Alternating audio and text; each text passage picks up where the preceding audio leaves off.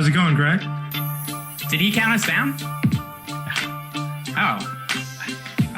I was about to say that I missed the countdown. Oh, I think you have us on in the background.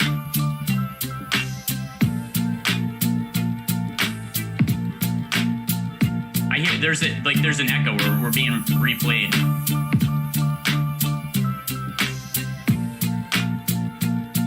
I think we're good now. Yeah.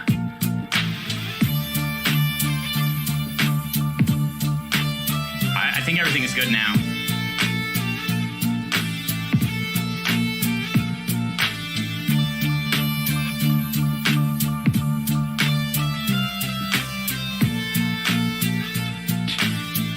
It is the Awesemo NBA Deeper Dive, and is this an exciting show for me because Rinpak and I, we have been trying to work together on so many things for so long. Maybe that's not true, but we did a couple of shows together for preseason NBA, and it was a lot of fun. And we've definitely been trying to hook up more to do more of these shows together. So, Rayen, here we are, the duo finally together, peanut butter and jelly, united again. How's it going?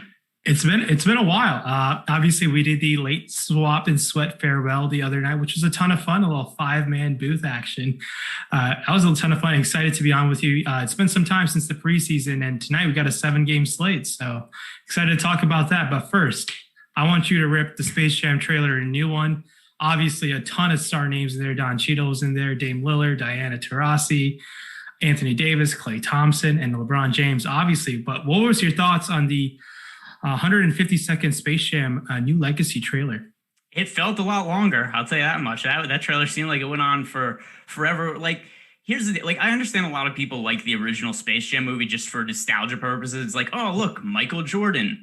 But this has none of the same feels. And I didn't think the first one aged particularly well either. And I get that it's a kid's movie, but like, SpongeBob is mildly entertaining. Like Toy Story, that's a good movie. You know, like there's a lot of kid stuff that's good. Space Jam just stinks. It's just a bad movie. The score isn't kept properly. The stats don't make any sense. Like if you look at the scoreboard, all of a sudden it doesn't, like it just changes randomly. There's no continuity there. So some sort of like it's like when Fight Metric keeps stats for UFC events. Like that was the same stat keeper that kept stats for the final showdown, the first Space Jam movie. So I don't know. I'm not all that excited for it. A lot of people online seem to be for it. And I'm just looking, I'm like, this trailer looks terrible. Like, did you look at that trailer and be like, oh, this is a good movie? I just looked at it, obviously, like you've been hearing about the Space Jam trilogy for like past 5 years, and it finally happened. Will I watch the movie? Probably just to kill a summer evening later in August or something, but not something that I'm going to go out of my way to watch. But I do think it looks intriguing. The storyline might be much better than the first one, potentially. Who knows? But one thing that did catch my eye, they made cartoon LeBron right-handed, which LeBron doesn't write right-handed. He writes left-handed. And I was like very curious by that. Yeah. Oh, I'm sure there's going to be people in the chat calling it some kind of Chinese hoax or something. But yeah, they call those uniforms comm uniforms in the Yeah, people are there. There's definitely going to be some big Space Jam takes, but hey, let's talk about some of the actual NBA DFS slate too. We've got 8 games tonight, and I think just the general thing too that we should talk about. How are you handling some of these late swap situations? Because I know we were talking a little bit before, and I was saying that, like, hey, if it's a Saturday night and I have plans, like, it's very difficult to really sit down and play a slate. Like, I had a friend who was over yesterday, and just every 3 minutes, he was like, hey, I've got to update my lineups. There's news, got to update lineups, and it's becoming definitely a big hassle. So how much is that impacting you and how you're approaching your lineups over the last week or so? Well, granted, it was my mom's birthday last night, so it was a tough commitment to go by that standards. It's really a grind. We're slaves to NBA news. One piece of news, it just is going to change the whole slate. Just a play will open up that you would have not thought of. We aren't going to talk about now. It might open up 90 minutes from now. So it's really, really interesting to see what the field is doing of late now, especially with MLB starting. That changes up a ton of people's play and everything that's happening. But honestly, I feel like if you can react to the news properly and kind of efficiently, and it's going to be tough to always react to it accurately, but I do think you'll be putting yourself in a position to be profitable down the stretch. In years past, the last 6 weeks of NBA regular season have been one of my better ROI months in terms of NBA DFS. I really try to focus on the news as I try to scale back MLB. So I look forward to the news. I do think that breaking that down is fun. And I just think if we break it down correctly, it gives people an edge to go forward. Yeah, I agree. And one thing that's also funny about this too is I was messaging with Eric Lindquist the other day while we're doing a slate because we'd done a show together, and I'd said to him I was going to play a little bit less volume than usual just because I didn't know how to handle all the news. And then I like 10x that night on like one of the least amounts of volume I played the entire year. So I was like, I would have rather just lost than like had that much ROI for the night, because then I was like, oh, the money I should have won on the slate. But I do agree with you that there is a tremendous edge to be had if you're paying attention to all the news that comes out. It's a time commitment. And if you have any sort of plans for the night, if you're going out to dinner, if you have anything to do, then you're most likely going to lose money on that night. So it's something where if you're going to play and you pay attention to the news, definitely follow at Awesemo_NBA, follow the news god on Twitter, because I mean, there is going to be a lot of news that opens up, like you said, stuff that we couldn't even predict now. Like we could get to, I'm not even going to say this as something likely, but like we could get to 10 o'clock and just Giannis randomly gets ruled out. And then all of a sudden it's like Middleton, Drew Holiday are really good plays. That's going to happen a ton over the next 6 weeks of the season. So I do think there's an edge to be had as long as you're able to pay attention to all the news. And then really quickly before we go into the game by game, we do have a super chat here from D Owens 89. Is Boban worth a flyer to jam in Luka, Russ, and Giannis Antetokounmpo? First of all, I don't think that Boban by himself all of a sudden makes it easy to get Luka, Westbrook, and Giannis in the same lineups. But here's how a lot of value plays are going to work for this slate and going forward. As of now, Boban is definitely in play for me. I think he's a good value play.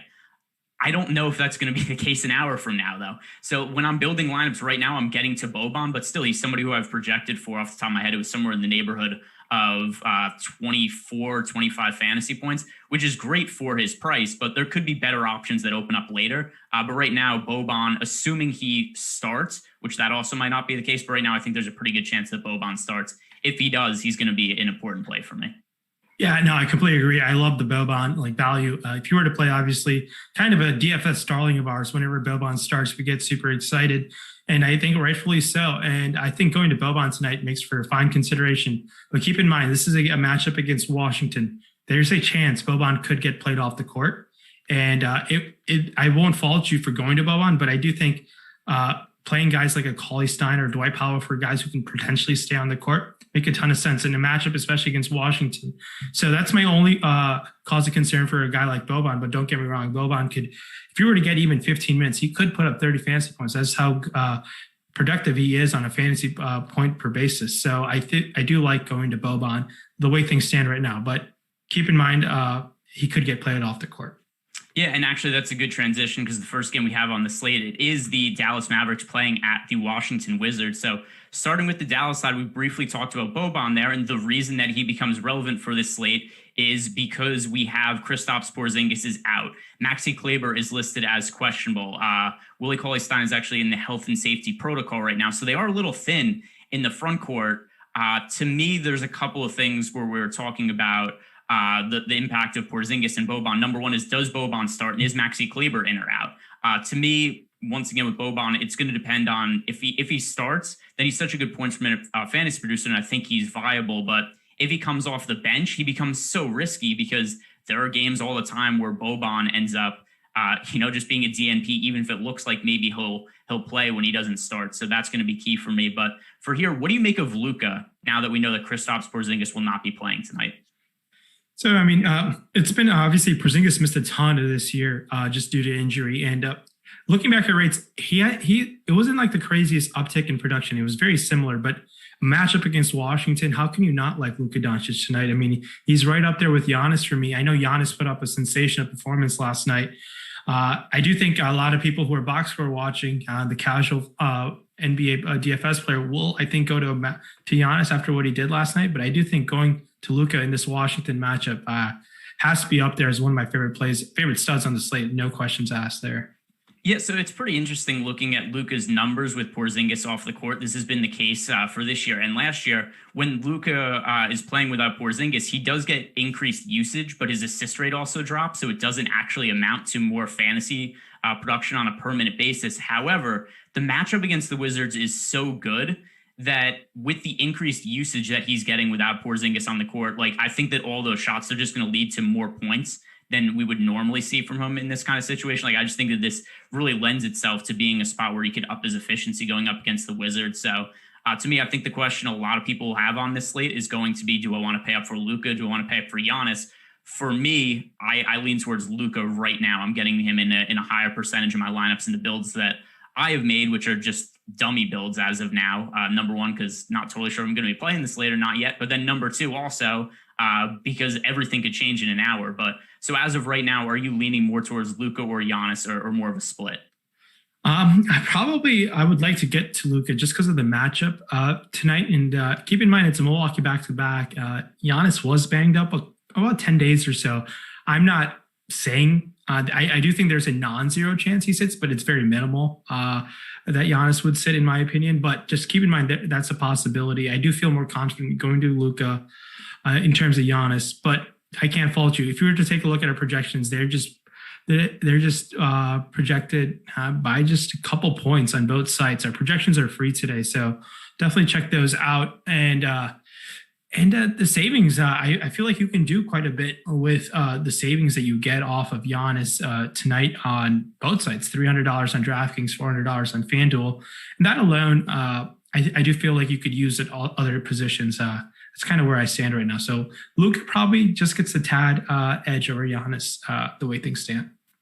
All right. And then, guys, we do, like Rinpack said there, we have NBA player projections are free. NHL player projections are also free. So check those out. And then also be sure to like the video, subscribe to the YouTube channel, because that's the kind of support that we're able to get to give out all sorts of stuff like free projections, or like I was saying yesterday, if you do subscribe to the YouTube channel, your MLB players 33% more likely to hit a home run, 33% more likely to strike out. So all the more reason to subscribe to the YouTube channel. More fantasy points based on my very scientific research. So on the Wizards side of the game now, really hard to know what to make of them right now. Bradley Beal is listed as questionable. He's been listed as questionable for each of the last 3 games, and has gotten then ruled out right around like 5:45-ish Eastern Standard Time every day. So I'm feeling we're going to get an update on Bradley Beal sometime in the middle of the show, but right now he's listed as questionable. So let's go through a couple scenarios here. If Bradley Beal is out, where does that put Russell Westbrook for you when comparing him to guys like Luka Doncic and Giannis?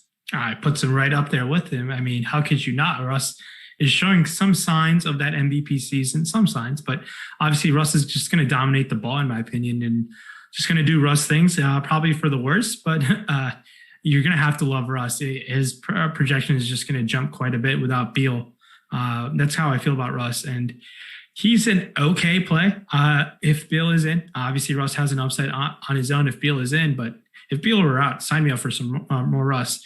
I still think in a Russ versus Lucas straight up, it's very close if that was the situation. How do you feel about them straight up if Beal were to be out?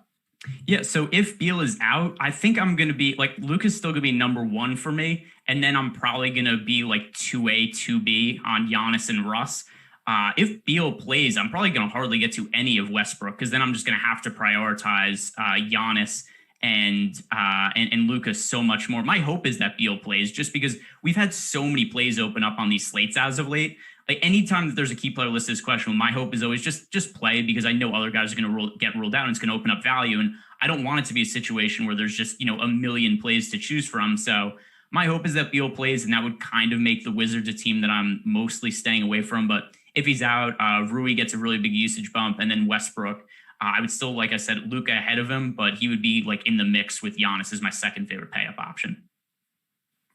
Yeah, that's kind of where I feel with you as well. So and if Beal were to be out, it opens up a lot of other things in Washington that I guess we should talk about as well. Yeah. And then I mentioned Rui there. Is he somebody that you think you would have interest in if Beal is ruled out? Yeah, Rui's just been getting those minutes ever since Scott Brooks lit the fire under him. Rui's been playing really, really well, especially on FanDuel, where you have the roster too. I think you can even pay this new uptick in Rui Hachimura's price. Let me just make sure what he comes in at. Hachimura coming in at $7K on DraftKings, and how much is he on FanDuel?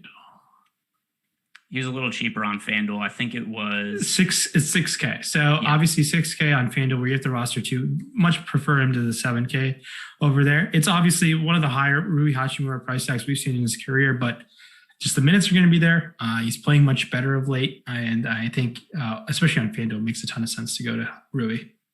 All right. The next game on the slate, we have the New York Knicks playing at the Detroit Pistons. To me, this is one of the least appealing games on the slate. The Knicks slight favorites, but a 202 total. So this game has a total that's 7 points lower than any other game on the slate. We have the Heat and the Cavaliers. They have a total of 209, and then there's not a single other game with a total that's even within 10 points of the Knicks Pistons game. So there's not going to be very many possessions in this game. The Knicks also finally have pretty much everybody back healthy on the wing now. They've had, RJ Barrett's been banged up at times. Derrick Rose missed games. We've seen Neil Aquino miss games, so I don't think he's going to be in the rotation today. But with all of these guys now active for them, and where Tibbs, who in the past we've seen him be a guy who just runs his starters out, like 36 to 38 minutes, hasn't been the case as of late, other than Julius Randle playing massive minutes and Barrett to a smaller extent. But the Knicks have run a much deeper rotation I thought they were going to this year. Considering the pace of play of this game and some of the prices, very low priority team, a team that I'm really not looking to target. Do you feel any differently than that? Yeah, Randle makes for a great tournament option, just because any given slate seems like Randle's has an upside nowadays. It's crazy what Randle's done. Kind of rejuvenated his career, obviously. Hopped around from the Lakers to the Pelicans and now here, but he's someone that I think has an upside. It's not a tough Detroit matchup. And with no Mitchell Robinson, I do believe his rebound rate is pretty much higher of late. I haven't looked into the specifics, but if Tibbs were to give those minutes out to someone, it's going to be Randle. And I think in terms of a low-owned GPP option, who could be one of the higher scoring players on the slate, I would definitely have some tournament interest there in Randle. But other Knicks, maybe Noel gets an extra bit more run in a matchup against Detroit, potentially to guard bodies like Plumlee and Isaiah Stewart. But that's all really in my Knicks interest. And if you think the game were to blow out for some reason, I think GPP interest in Emmanuel quickly. I can't really fault you there. Someone who can just really spike an upside, but that's only tournament really for IQ. And before we get to the other side of the game, we do have a super chat here from Michael Barnes. He's asking O'Shea Brissett as a DK min salary from the Pacers. I've been playing 0 minutes tonight, so that would make him somebody that I wouldn't really want to get to. So we do have the Pacers are banged up right now. I mean, Sabonis has been ruled out. We'll talk about them a little more detail in a few minutes, but I mean, still Brissett, even if he plays, I don't think it's going to be a significant amount of minutes. I'm going to bring up his box scores right now. The other thing too, is we get to this point of the season, there are so many value plays that open up that it's hard to really, prioritize rostering somebody who is kind of going to be on the fringes of the rotation. Like by the time the slates usually start, there's usually going to be at this point of the year, somebody who's like a James Johnson, where it's like, oh, this guy's min price, he's starting and is going to be projected for something, like 30, 25 fantasy points. Brissett is not one of those guys for me. Like I said, even with Sabonis out, I don't think he's going to play a significant part of the rotation. So do you feel any differently about Brissett? Is he somebody that you're going to have? He has not appeared in a game since February 23rd. Yeah, I would be really hesitant to go play a guy like O'Shea Brissett. I get the idea, I know, but I do think on a slate like this, where there's going to be news throughout the night, I don't think you need to get too cute with a guy like O'Shea Brissett. That's my opinion on that. Now, if we get some coach speak from, I forget not Nate Bjorken is the coach of Indiana. Is it Nate Bjorken? I forget. But if we get some coach speak from the Pacers head coach about what the rotation is going to look like without Sabonis, then if he says something promising about Brissett, there's someone trying to just showcase him for some reason, then I would have some interest. But outside of that, I would have tough to go play a guy who hasn't played since the end of February. In my opinion, the starting lineup is going to go, obviously, Turner at the 5, LeVert at the 2. Who would crack the starting lineup for Sabonis? Would they go like Holiday, McDermott potentially? Yeah, that's what I think it's going to be. Yeah. And like I said, we'll hit on that a little bit more when we get there. Mm-hmm. But I think that's one of the better value spots of the night, just not O'Shea Brissett being one of those guys. So the Detroit Pistons, talking about them from the Knicks side of the game, Mason Plumlee, if you have him in like 2 to 3% of your lineups, I don't really have an issue with that. But Jeremy Grant, somebody who I have played a decent amount of, particularly on FanDuel as of late. I'm not sure that he's going to be nearly as much of a priority for me today. The Knicks, I mean, not only is this a slow-paced game, the Knicks also have one of the better defensive efficiencies in the NBA. They're a very difficult team to score fantasy points on, and power forward is one of the more loaded positions on FanDuel. With Giannis to pay up for, with McDermott as a really cheap value option. So with where Jeremy Grant's priced, even if I think it's a little bit too cheap, I don't think he's going to be a high priority for me. Anybody from the Pistons stand out to you? Yeah, Jeremy Grant, 6,700, obviously had a really good game earlier in the week. It's tough to go to like anyone playing against the Knicks this year. I have a feeling that one of these Detroit guys could be good, but there's kind of a logjam in the backcourt now, and Killian Hayes is supposed to play today, I believe. So that adds even a more of a interesting conundrum to play in the backcourt situation. They got Corey Joseph there, Frank Jackson there. I don't know if Dennis Smith is there, but Dennis Smith is on the roster. So Saban Lee is there. They just have so many bodies, and there's only so many minutes to go around in that Detroit backcourt. I'd rather take my chances someone in the front court. A guy like Grant, probably the only Piston I have interest in, and Plumlee, for some reason, if Dwayne Casey's going to give him some extra run. But that's really about it. And I don't mind Stewart at 4,300 on FanDuel, where you have to roster two. There is sometimes Stewart can get mid-20s minutes at times, and he can put up a value number that could get you there for 4,300. So that's something we can definitely consider in Isaiah Stewart. But that's how I feel about the Detroit situation. All right. Next game on the slate here, we have one of many games with blowout risk. And this is something else that's going to make this slate a little bit tricky to me. So we have the Cleveland Cavaliers playing at the Miami Heat, low total. Also, the Heat are favored by 12 points. So of the next games on the slate, 4 of them have totals, have spreads of a dozen or more points now at this time. So that could create some blowout situations here. So starting with the Cleveland side, Kevin Love is now finally back and healthy, but the rest of the front court's still a little banged up. Larry Nance remains out. Jared Allen still in the concussion protocol. He's out. So as a result, Dean Wade is picking up a whole bunch of ownership. He's projected for slightly over 20% ownership on FanDuel, approaching 20% ownership on DraftKings. To me, that seems like a little bit too high. Like, I get why people are going to Dean Wade just because he's played a whole bunch of minutes lately, but I don't have him projected nearly as great of a value play, I guess, as other people, to the point where I'd want him to be in like a quarter of my lineup. So do you think that Dean Wade is a rightful chalk play?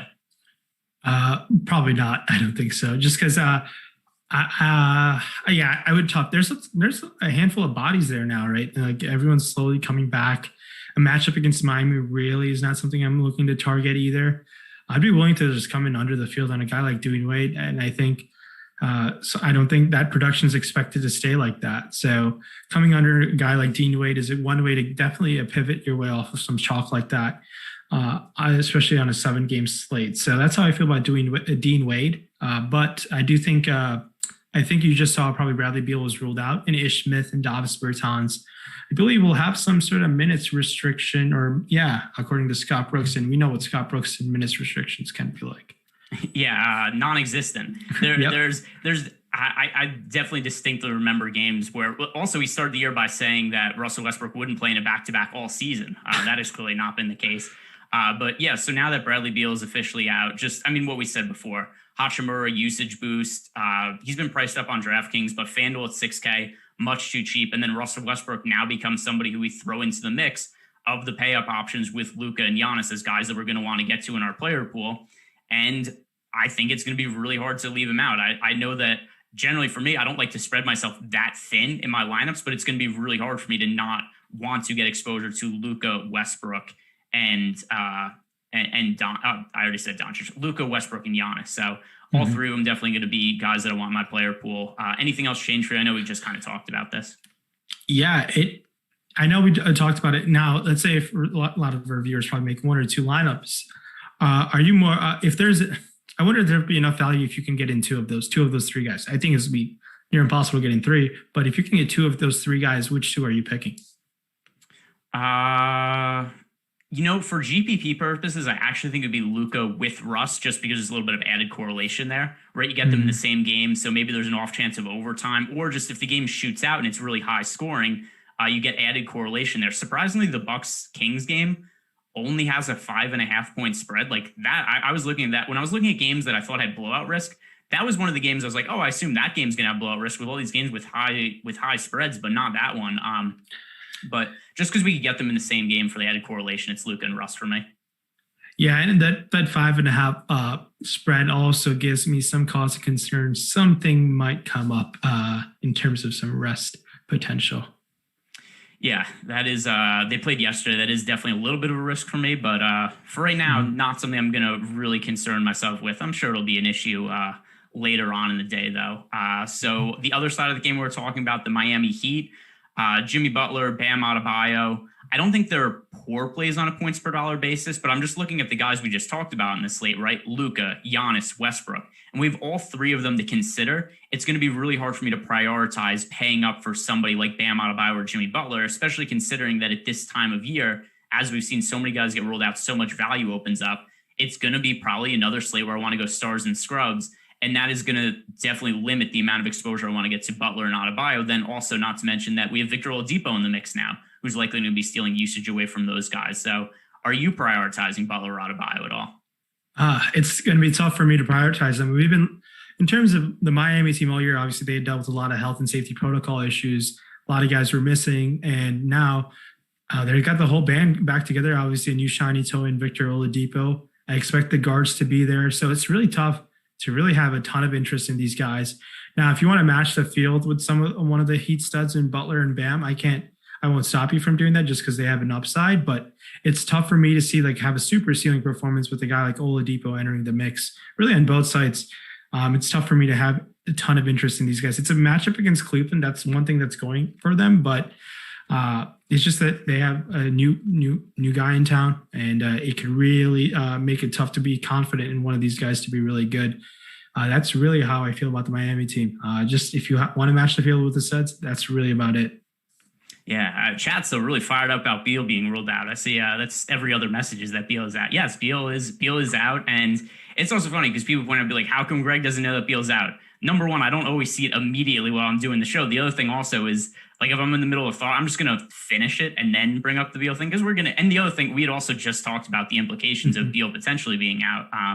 But yeah, we get to it, and we always try to mention everything. Every once in a while, something will slip through the cracks, but in general, we get to the news eventually. We got an hour to fill. There's no real hurry usually with any individual news. But next game here, the Minnesota Timberwolves at the Philadelphia 76ers. Obviously, the big news here from the 76ers side of the game is that Joel Embiid potentially returning from the knee injury that's held him out for a little while now. And that's going to impact the Timberwolves side of the game for me also, whether Beal is in or out, whether Embiid is in or out, because Embiid is one of the best individual defensive players in the league. And this is something that I really do spend a lot of time thinking about. And I've not really been able to figure out the best way to really put this onto projections or to really analyze players from anything other than me just kind of theorizing like, oh, this helps or hurts players. But obviously, if Embiid is in or out, that is a significant impact on how good the 76ers defense is. But I don't know how to weigh that to impact like individual projections for players on the Timberwolves side of the game. Either way, Karl Anthony Towns, once again, is going to be hard for me to prioritize over some of those other studs that we mentioned. But some of the cheaper options like Jordan McLaughlin, who is likely going to be starting at point guard again, Ricky Rubio doubtful to play, Malik Beasley doubtful to play. So McLaughlin appears to be in line to be one of the better value plays on the slate, but how much I actually want to get to him, at least in some part, is going to be dependent on whether Joel Embiid starts or sits. So Rinpack, as of now, how high of a priority for you is Jordan McLaughlin as a value option? So Jordan McLaughlin, someone who I've played since he was on the Summer League year, I want to say 2019. McLaughlin was a very good Summer League player. Obviously, in the Summer League, most players are going to put on some sort of performance. The nice thing about McLaughlin, his minutes from last night were nice. I was pretty heavy on him last night. I was kind of disappointed. I was hoping that he would be a little even better. Now, at 3,500, we're looking for value, a guy who's going to handle the ball. I will have a significant amount of interest in McLaughlin. I can't really find a reason to get off of that by any reasons. I know you bring up a great, excellent point with a guy like Embiid coming back, and I'm not too sure or aware of what type of any minutes limit there is. I'm assuming there will be some sort of minutes limit on Embiid. So Embiid being limited obviously helps the Minnesota side of things, and I think going to a guy like McLaughlin makes a ton of sense. And it's just that he's going to be the third option right behind Cat and Anthony Edwards in terms of getting usage. That's the only cause of concern. But when a guy's ball handling and going to play those type of minutes, coming in at that ownership, yeah, I think it's fine to be over the field on a guy at that salary. But I think there is, on cause of concern, there's a guy in Jalen Noel who could get hot off the bench and take some minutes. That's the only thing that's really I'm willing to back off of McLaughlin for.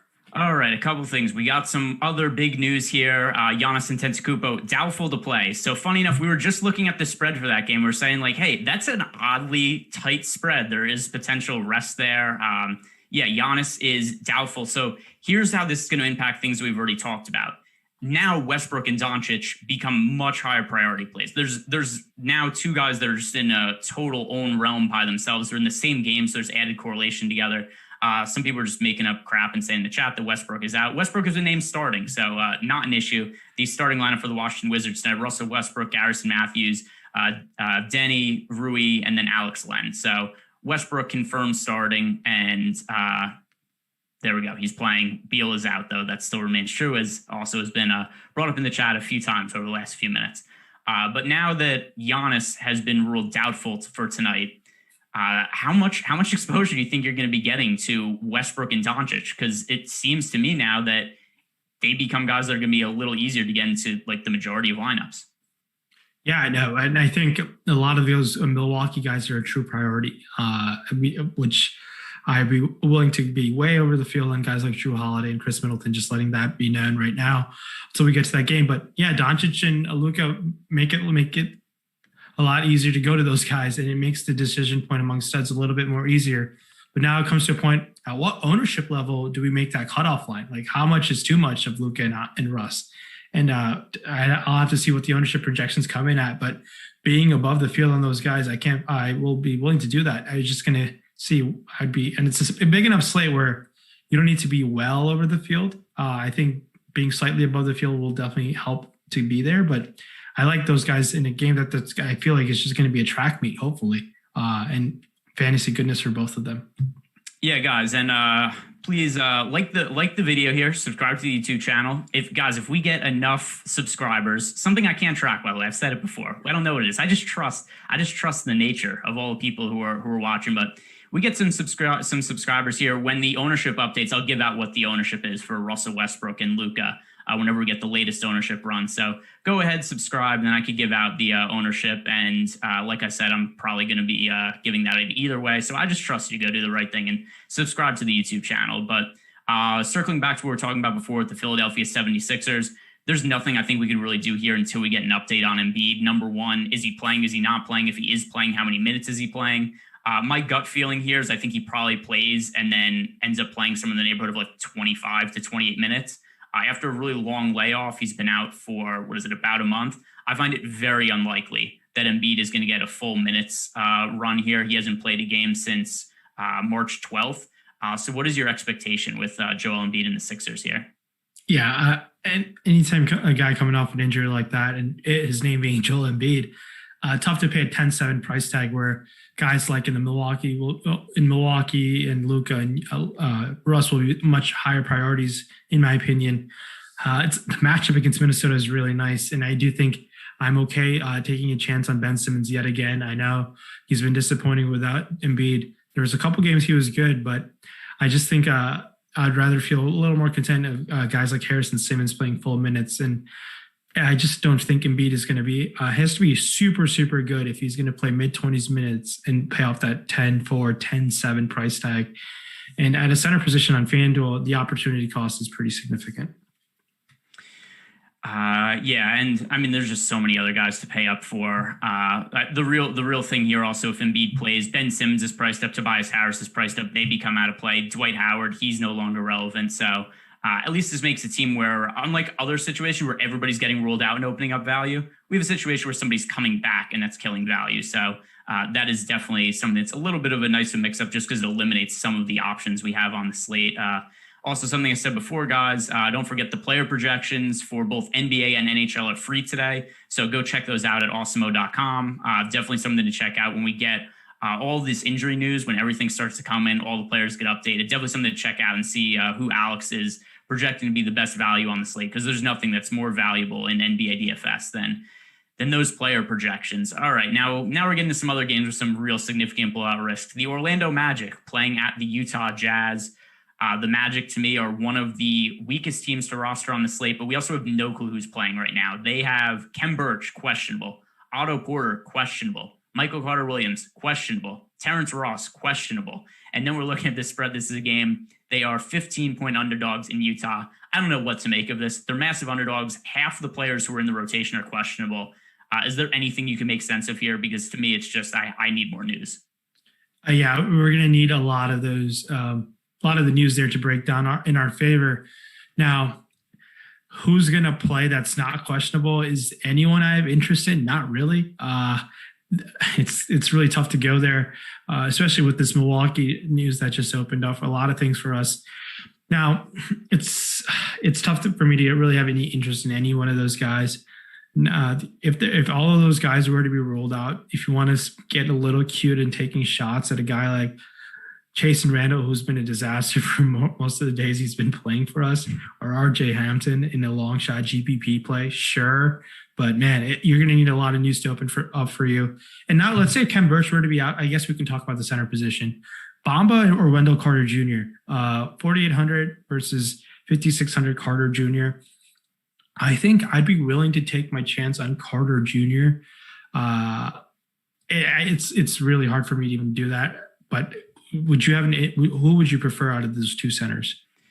I feel like there's so many variables here. I just don't know. Number one, we don't even know if Kem Birch is in or out. We don't know what the starting lineup is going to be. I mean, if all of these guys are out, if Porter's out, Birch is out, Carter Williams is out, and Terrence Ross is out, then it opens up minutes in the front court. And the other thing, too, is, I mean, they would absolutely likely get just destroyed by the Jazz. But It's not like they're going to – I bring this up all the time. It's not like they're going to score 0 points, right? Like they're going to score – even in a worst-case scenario, they're scoring, 75 points.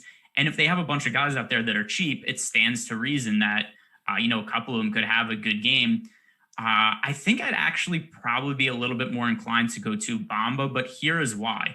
Michael Carter Jr., I assume a lot of his minutes will be coming up against Rudy Gobert. And I think that, number one, we would see Bamba probably get minutes staggered away from Gobert because he'd be playing in the second unit. But the other thing to consider also is if the game's a blowout, I think Bamba's probably more likely to see garbage time than Wendell Carter Jr., and I have to think this game is pretty likely to be a blowout. So Bamba would be the guy that I would look at as really the contrarian GPP option if Kem Birch is out.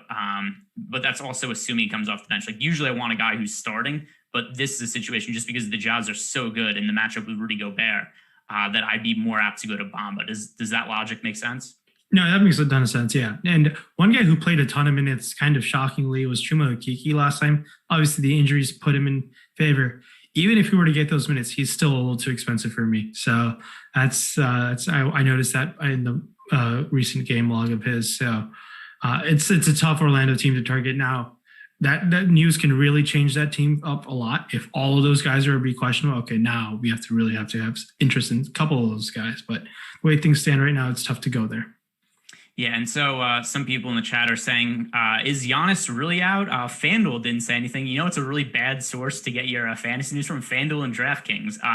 So at 5:30, one of the reasons also is that a lot of the news tends to come out at the same time. The NBA releases an official injury report every day at 1:30 and 5:30 p.m. Eastern time. Now, for the most part, that's accurate. Every once in a while, there's a situation like yesterday where Draymond Green, who I boldly said on the show yesterday, he's listed as probable. No reason to be concerned about him not playing. Every once in a while, somebody's listed as probable will sit. Every once in a while, somebody's listed as doubtful will play. But more often than not, if somebody's doubtful is out. If somebody is probable, they're in.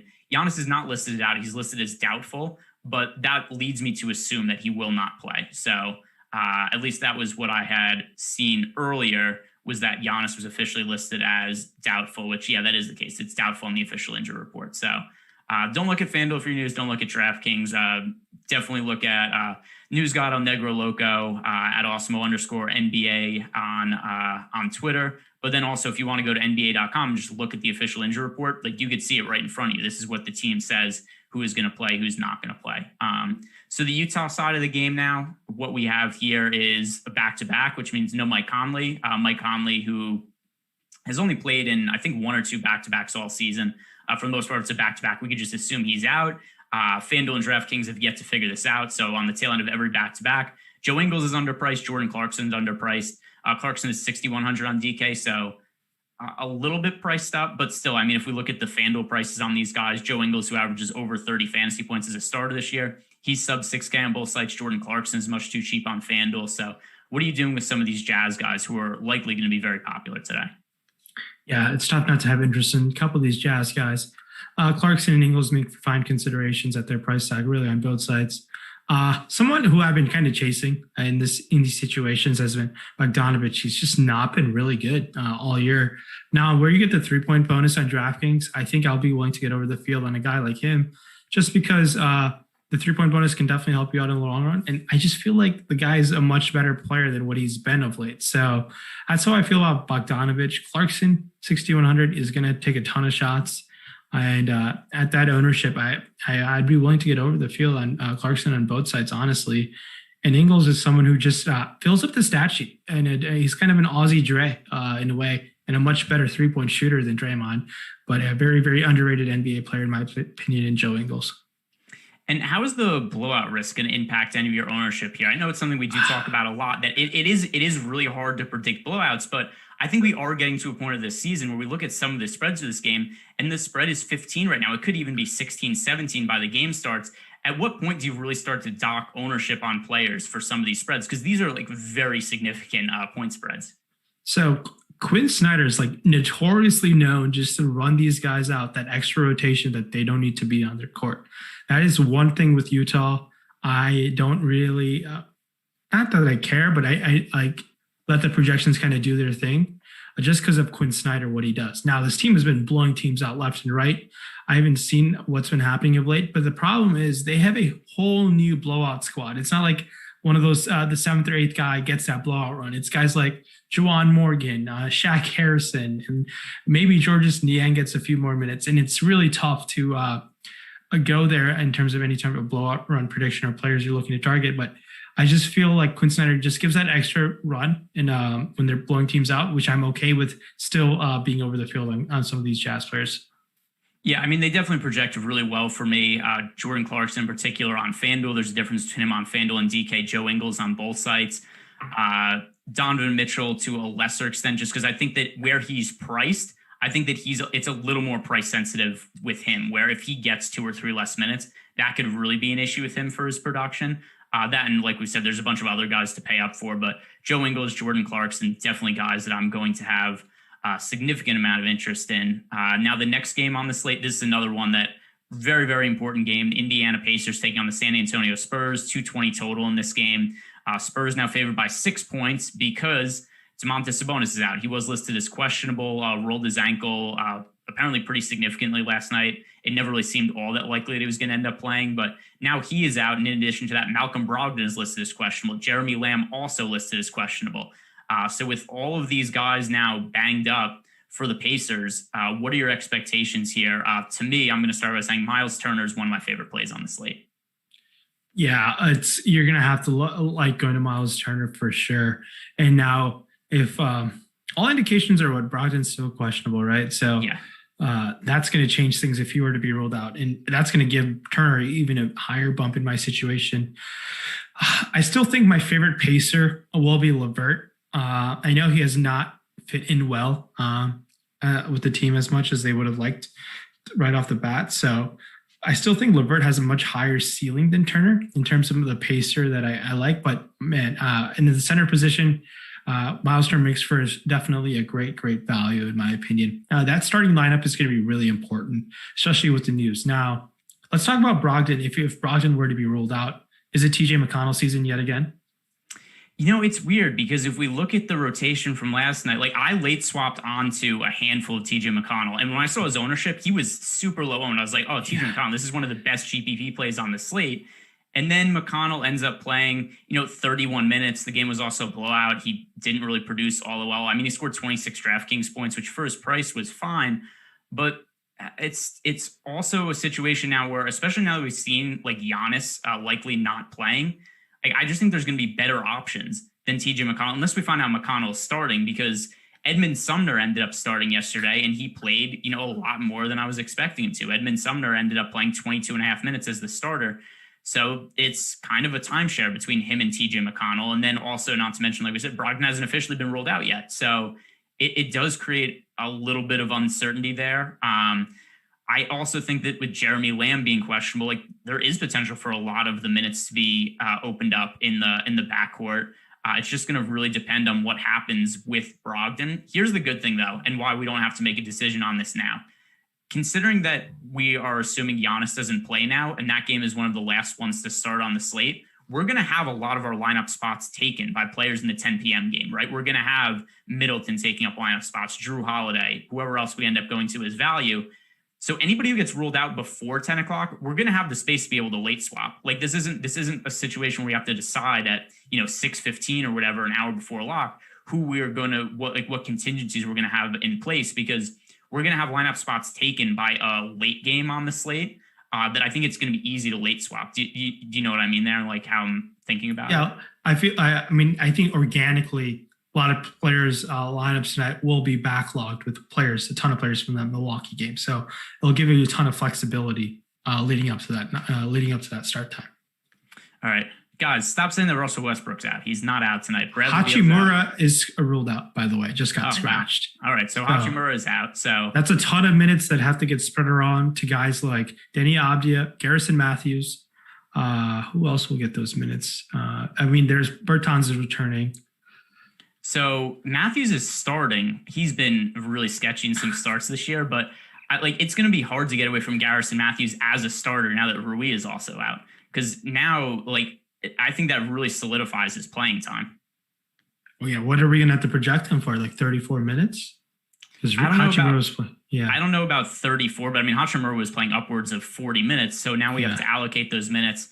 Some of them are going to go to Denny. I can't do Denny again. Denny's just such a crap fantasy producer, but some of them are going to go to Denny. It still isn't going to make him a priority play for me. Some of them are going to go to Bertans. We have Ish Smith coming back, but Garrison Matthews is probably somebody who I'm going to have playing around, 28 to 30 minutes. And honestly, where I want to go stars and scrubs, it's going to make him somebody that's going to be in the player pool. Oh, yeah. I think now he's definitely in the player pool. I don't know if he's going to be a priority value, but I do think he's a fine, low-owned scrub player that we can definitely target in some of our lineups. All right. Circling back on the Indiana game, I want to just read off Miles Turner, some of his numbers with Sabonis off the court. So this season, when Sabonis isn't on the floor, Miles Turner, 24.5% usage rate and scores right around 47 DraftKings points per 36 minutes. So the real reason being is looking at Turner's rate stats. His rebound rate goes way up when Sabonis is off the court. So you consider that in addition to the usage rate, it's just a totally different player that Miles Turner becomes without Sabonis on the court. So as of right now, real priority play for me at center. The other guys who we didn't really get to mention yet because we only talked about the point guard position, but both Doug McDermott and Justin Holiday, two guys who are both priced right around the low 4K range on FanDuel and DraftKings. Those are going to be two guys that I want to get to for cheap. So do you have a priority between Doug McDermott and Justin Holiday? Holiday on FanDuel because he can pick up 5 steals, and McDermott on DraftKings because he can shoot the 3. That's how I feel about those two players. Tough to say I have a ton of interest just because I feel like a lot of moving parts on the slate where I do think playing a guy like Middleton at the small forward position, that opportunity cost alone is going to be tough for me to play a guy like Holiday because I just feel like one spot's taken up there. But yeah, I can't blame you playing Holiday on FanDuel, but he makes for a fine value option. And McDermott on DraftKings is definitely in play. Don't get me wrong. I think you can go to McDermott on FanDuel, but I just think for their scoring in their game, their ceilings can be approached in different ways. All right. And now the Spurs side of the game, the injury report for San Antonio. Lonnie Walker is out. So the significance here is I thought earlier in the day, hey, Patty Mills on DraftKings. He was popping up in some of my lineups in the initial build I made. But with the caveat that I kind of assumed that later on in the day, other guys are going to get ruled out. It's going to make for better value plays than Patty Mills to open up. And lo and behold, in the middle of the show, half the slate gets ruled out. Now there are better value plays than Patty Mills. So there's nothing here that's really a priority play for me. Jakob Poeltl, I think, is worth a small amount of exposure, but I'd rather roster Miles Turner in the same price range. So is there anything that you really like from the Spurs side of this game? Yeah, it's just it feels like the Spurs are playing a bit more minutes of late, which is kind of nice. It's on like a pop of late, but I just feel like targeting a guy like DeRozan. I just because he has an upside in him, and like I completely agree with your Turner and Jakob Pertl take. So that's where I stand. And if you want to target some guard interest in one of White and Murray, sure. But I just feel like there's so many better options that we talked about and we're yet to talk about. So that's how I feel about the Spurs situation. And a guy missed mentioning, Chandler Hutchinson also, I think makes for a solid value option in Washington. So I just wanted to cover that before we hop on over to the next game. Yeah, and then I'm also interested to see, I haven't seen if there's a new starting lineup for the Wizards, because the Wizards had put out a starting lineup before Rui got scratched. So I'm interested to see who ends up starting in place of Rui, because I think that there's going to be somebody else that stands out as a value play, but it's just going to depend on who ends up starting in place of Hachimura. And that is a little bit uncertain right now. But something else that we did get as news for people who weren't watching earlier, Giannis Antetokounmpo not expected to play tonight. He's officially listed as doubtful on the injury report, taking on the Kings game with by far the highest total on the slate, 239 point total. The Bucks also only slight favorites. Part of the reason also is because I think the odds makers, rightfully so, are probably assuming there's a pretty good chance that we're going to see somebody rested in this spot, tail end of a back-to-back for the Bucks. So what are we doing with this news here with Giannis not expected to play? By the way, the other injury news here is that PJ Tucker is out. So rejoice. We don't have to consider PJ Tucker. We don't have to go through a PJ Tucker slate, but value plays, pay up options. What stands out from the Bucks now that we are expecting no Giannis? Everyone, really? No. Sign me up for Middleton. Sign me up for Drews. Sign me up for Bobby Portis. Dante DiVincenzo, definitely. Brook Lopez is a low-owned center play, someone who you think can knock out 5 to 6 3-pointers. Yeah, I love all those. My three favorite Bucks are probably Portis, Drew Holiday, and Middleton.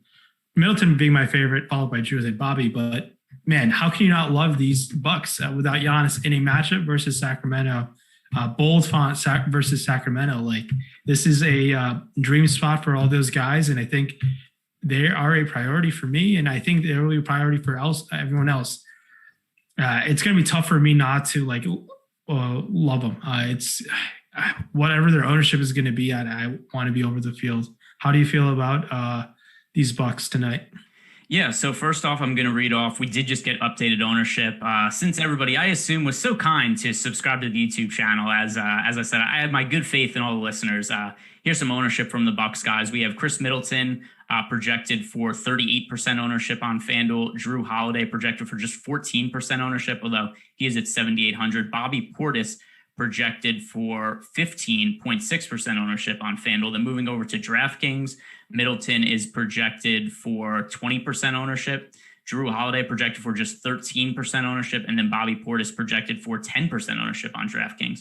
So at least as of now, these guys are not projected to be massive chalk plays. They are priced up a little bit versus what we normally see them, but still Middleton and Drew Holiday, these are guys who I'm both going to have projected for over 40 fantasy points. Bobby Portis, I assume, is going to start in place of Giannis. He's a really strong points per minute fantasy producer. So Bobby Portis, I'm going to assume that I'm probably going to have him projected somewhere in the neighborhood of 30 to 35 fantasy points. So with that in mind, I think these guys are going under-owned. This is a really strong matchup against the Kings. Like we said, the total is outrageously high. So if these guys are actually only going to be owned like 10 to 15%, then these are the best plays on the slate. Yeah, I do think that will change. I do think they'll probably be twice to 3x potentially of the deal. It's a Saturday night. There's a Final Four game. There's MLB happening. So how many people react in time? Hopefully not enough for us to be on the other side of the news. So yeah, I like these quite a bit. I like these guys a ton. So I think being well over that ownership is a priority for me. And Middleton and Drew Holiday make for fine cash options. Probably one of the best cash consideration plays of the day. Yeah, on any site. Yeah, for sure. I mean, Middleton in particular on FanDuel, just because he hasn't been priced all the way up. 8,000 on DraftKings. That is a higher price. But like I said, I'm getting him projected for over 40 fantasy points. So no issue with that, especially at least as of now, not projecting for all that much ownership. Then looking at some of the numbers for these guys with Giannis off the court this year, Chris Middleton, 32% usage rate, scores 49 DraftKings points per 36 minutes. Drew Holiday, 27.5% usage rate, scores 48.48 DraftKings points per 36 minutes. So these are guys who, especially in a matchup against the Kings, I'm going to have to expect to score over 40 fantasy points. So even with the price tags a little bit higher than they were the last time Giannis was out, I don't care. These guys are strong plays. From the other side of the game, the Kings, like I was talking about earlier with the Embiid news, that I think it's going to impact some of the Timberwolves guys. And while I do think the absence of Embiid is going to make this a better spot for the Kings plays, we're at a point now where we have already gotten, just in the last 30 minutes, so many strong plays that have opened up that it's hard for me to prioritize guys from the Kings who I'm just speculating are in a better situation than the projections would say. But still, how much is that going to impact their projection? Not enough to the point where, for me, I want to just prioritize Kings guys. There's too many better plays on the slate. So Kings, other than some exposure to Tyrese Haliburton on FanDuel, nothing here really stands out to me. Yeah, on the Kings side of things, I think De'Aaron Fox gets a tough matchup against Jrue Holiday. Man, did you get to watch last night's game between Jrue Holiday and Dame? No, I didn't. Man, Jrue Holiday just plays the best defense on Dame Lillard in the league. It's really, really impressive how Jrue just makes every shot so difficult for Dame. But I have a Buddy Hield problem. That's my problem. So I hope like the rest of the chat and people watching don't have that issue like I do. But it's just that there's so many other better plays on the slate. I do think one of the Kings guys will be good. I don't know in confidence in who. So I just like taking chances on some low end guys like Haliburton and Hield in some of my lineups. So this game is going to be pretty up tempo as well. So it's a very good fantasy environment for us to target. All right, we do have a super chat here from R. Cathelza. He's asking us for a DK single entry, would you rather play Westbrook or Luka Doncic? If those are only two options, to me, I say Luka as of now. I think before I would have said, definitely play both of them, but now I'm starting to think about the slate more. I like Jrue Holiday also. I like Chris Middleton, and that could make it a little harder to jam both Westbrook and Luka into a lineup. But if you're only playing one of them on DK, which would it be? So it's going to make it very easy I think a lot easier. Not a lot easier. I think now with Maxi Kleber, who was just ruled out a few seconds ago, it's going to open up even some more value for us to make it possible to have both of them in your lineup. Now, is that what's going to be optimal? I'm going to have to see. I feel like you want to have at least a buck or two in your lineup, in my opinion. So I think it still would be Luka for me instead of Westbrook. It's tough. It's so close. What is is there a salary savings to Luka off of Westbrook? I just say, yes. Yeah. Luka's actually quite a bit cheaper. Yeah, that alone, I think you can do a lot with that salary to pay up for some better players on other positions. So I think that's where I would go. All right. And like we said there, Maxi Kleber is out. We're running out of time. So live before lock, we'll have to handle some of this stuff. But It's Boban season, guys. Everybody get pumped up. There's nothing better than a DFS slate with Boban. Final game on the slate, OKC at Portland. OKC, the usual shenanigans on the injury report. SGA out. Lou Dort out. Darius Bazley out. Al Horford kicked off the team, I guess. He's at home. He's on vacation. So I think the only guy here to really consider, I think Teo Maledon, slight consideration for me on FanDuel. Moses Brown's still somebody I'm going to get some exposure to on DK and FanDuel, but his playing time has been a little bit harder to nail down lately, especially now that they have Tony Bradley in the mix. If we look at the last few games, only 24 minutes last game for Brown. That's a little bit of a concern for me. So he's a GPP play, but not a high priority one. Anything that you really like from OKC? Not really. It's just you want to hope one of those guards somehow gets ruled out. But last night we got a Teo Maledon career game in terms of fantasy production. So recency bias in me wants to hop off of that. You can go to Pokashevsky if he's going to play mid-30s minutes, and Moses Brown taking on his former team. It's fine. He's been disappointing of late. So, but I just feel like spending down to a guy like Boban makes a ton of sense. Spending up to a guy like Karl Anthony Towns, it just seems like just more like giving your lineup a little bit more ceiling than a guy like Moses Brown. I think the Moses Brown experience was fun when we rode him from the low fours all the way to the mid sixes. Now it's getting a little too much. And then the other side of the game, Portland, Damian Lillard is always upside there. But once again, I can't prioritize him on this slate. We have Luka, we have Russ, we have all the Bucks guys on an 8-game slate with a lot of options. I feel that Dame is all these Bucks who look super glorified in their matchup. Yeah, that's